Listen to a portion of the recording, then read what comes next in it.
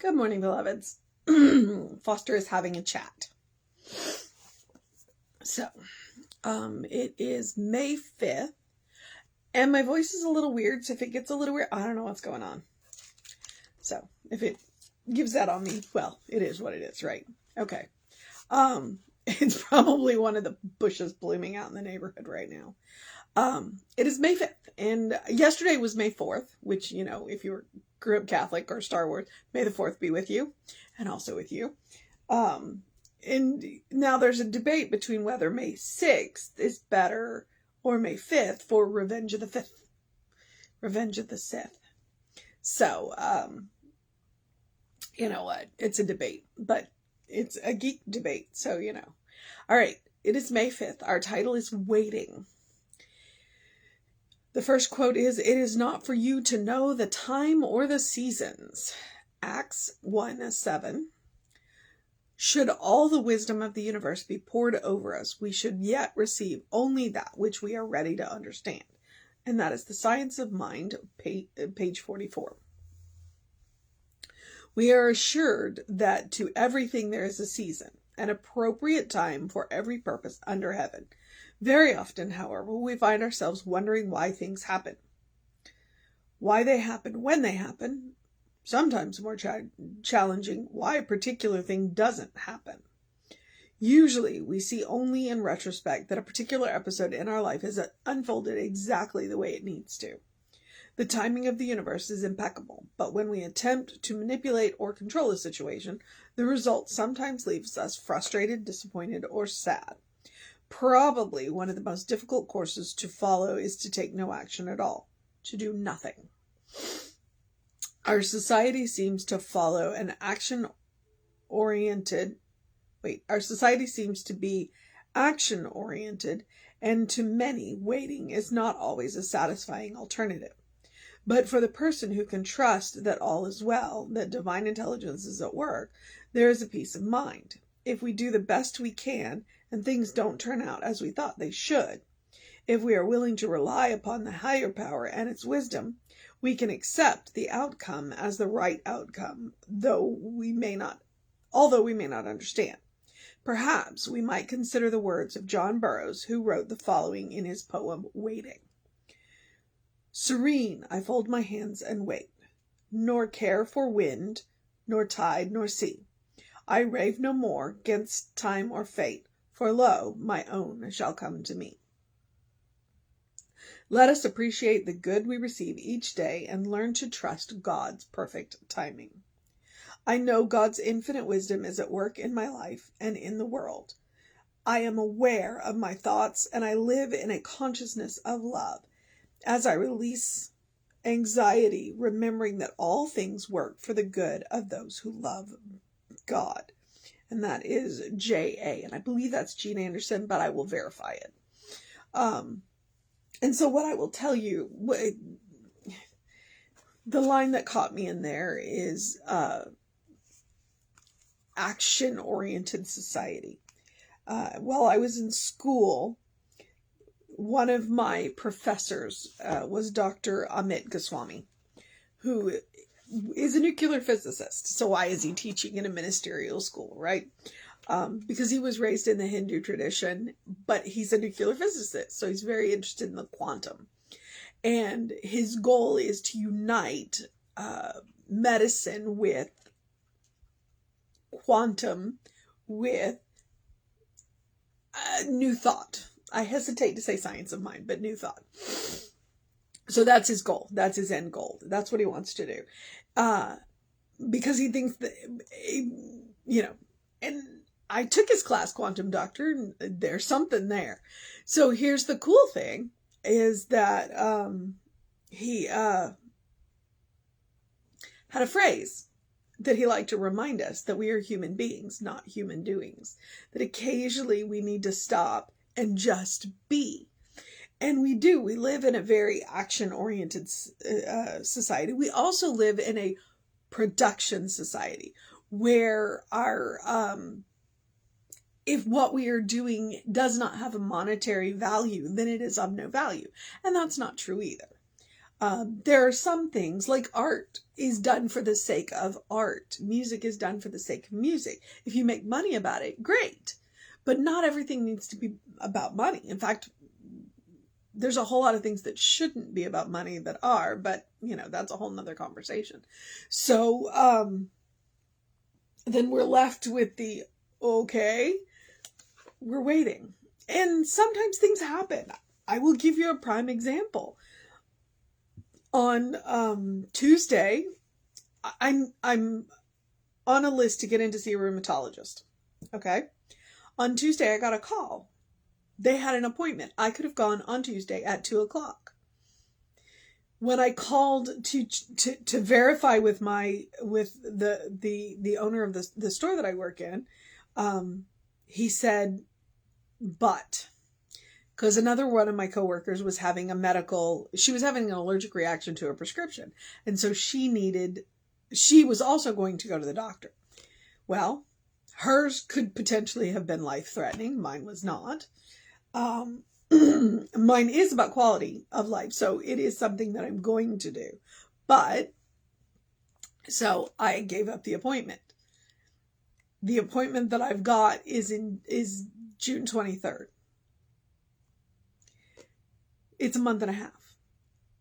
I could have gone Tuesday or have to wait a month and a half. I don't know why. It's frustrating. It's annoying. Are you kidding me? But that's what I'm telling myself, is that this is God's time, not mine. What is going to happen between now and then? One of the things that is going to happen is that, my husband and I are making a concerted effort to get all of the processed foods and sugar out of my diet. We're trying to get as much of the inflammatory food out of my diet as we can between now and then, so that we can figure this out and see if there's an improvement before we get to the rheumatologist. Then he starts recommending heavy duty drugs. So I'm consoling myself with, not my time, God's time. And it helps because I really do believe it. Although Tuesday I was kind of hot. Okay, so waiting. It is not for you to know the time or the seasons. Acts 1:7. Go read it in context. God's time is I'm going to use the word ineffable, unknowable. Sometimes things happen and we don't know why. And sometimes things happen in times and we're just like, and we just have to be okay with that, because we have to understand that while we are unlimited spiritual beings, we are living in a limited material reality, and sometimes things are just aren't going to make sense. And our lives will be a whole lot easier if we can be okay with that. All right. Shall all the wisdom of the universe be poured over us, we should yet receive only that which we are ready to understand.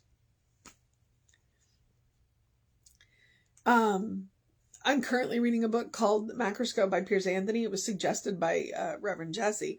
And they are talking some science, space station science, which I don't know if it's true or not, but I don't understand it because it is beyond my field of study. It is also beyond a field that I'm interested in. So, you know what? I'm not ready to understand it. It's just going to flow over me, and I'm okay with that. So that is the Science of Mind text, page 44. Okay, so we are assured that to everything there is a season, which is both a song and from the Bible, by the way. To everything there is a season, an appropriate time for every purpose under heaven. Very often, however, we find ourselves wondering why things happen, why they happen, when they happen, or sometimes more challengingly, why a particular thing doesn't happen. Usually, we see only in retrospect that a particular episode of our life has unfolded exactly the way it needed to, which is why sometimes we just have to be okay with. And I'll say it this way: sometimes we have to be okay with not being okay. Okay? Sometimes things don't work out the way we expect them to, and we are allowed to take the time to grieve. We can say, this is not what I wanted. Now, in the long run, we may decide that what we got is better, but we didn't get what we wanted. So take the moment, grieve for what you didn't get, whatever it is, and then make a new plan. And then make a new plan. The timing of the universe is impeccable. It's bigger than us. But when we attempt to manipulate or control a situation, that's where we get into all kinds of trouble. Manipulation and control will never serve us in the end. Really, honestly, the only thing you can control is a lab experiment. Beyond that, forget it. The result sometimes leaves us frustrated, disappointed, or sad. Probably one of the most difficult courses to follow is to take no action at all.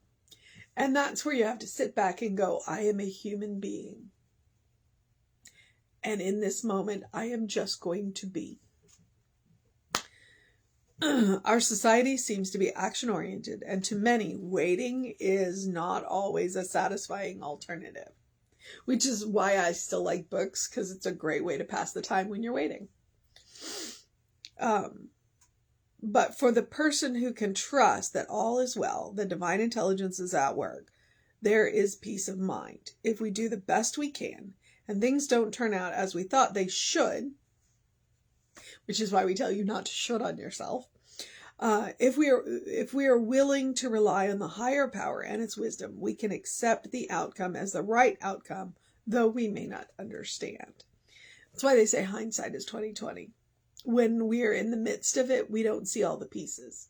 Once it is behind us, we can turn and look at the big picture and go, oh, okay. So sometimes we just have to get through it and then turn around and look at it and go, all right, I see. I don't have to like it all. I am allowed to grieve for what didn't work out, as are you. But sometimes we just have to get through. Perhaps we might consider the words of John Burroughs, who wrote the following in his poem, Waiting. Serene I fold my hands and wait. Nor care for wind, nor tide, nor sea. I rave no more against time or fate. For lo, my own shall come to me. When we are waiting, it is up to us to listen for the clues, to listen for the guidance, because sometimes we are to go and do, and sometimes we are to sit and wait because it's not ready yet.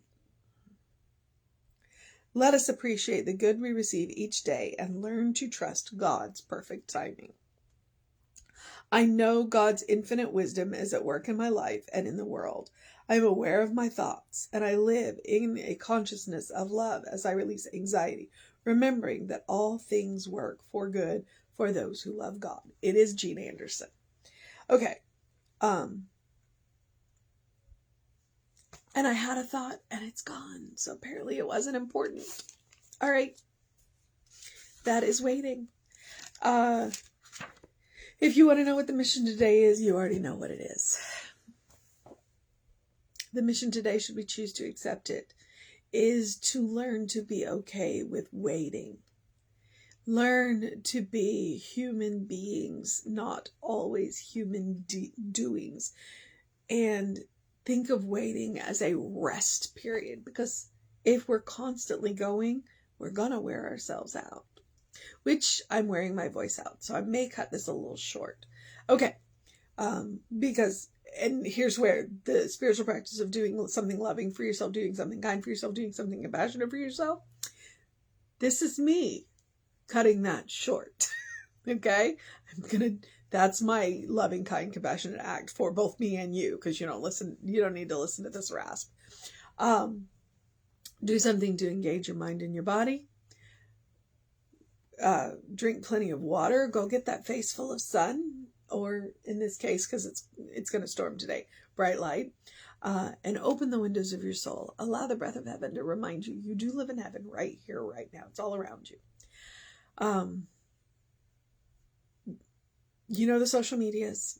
If you want to know what's going on, email info@creativelife.org. That'll get you on the constant contact. It'll also get you hot links where when it says click here, when you click on them, they take you right to whatever it is, which is a good thing. So, Have a good day, a great day, an amazing day, a wondrous day, a fantastic day, an enchanting day, a magical day, a strong voice day, since I don't know where mine's going. A good listening day too. A human being day. A waiting day. A good day. And if that is too much pressure, simply have a day, because you are enough just as you are. You are a beloved child of God in whom God is well pleased always and forever. That is the state of grace that we live in. All right, beloveds. So take care of yourself. Know that I will be on with you around 9 a.m. tomorrow. Reverend David will be on with you at 5 p.m. tonight. And if you haven't watched the Soul Session, scroll back a video or two, watch the Soul Session, or you can head to our YouTube channel because it's up there too.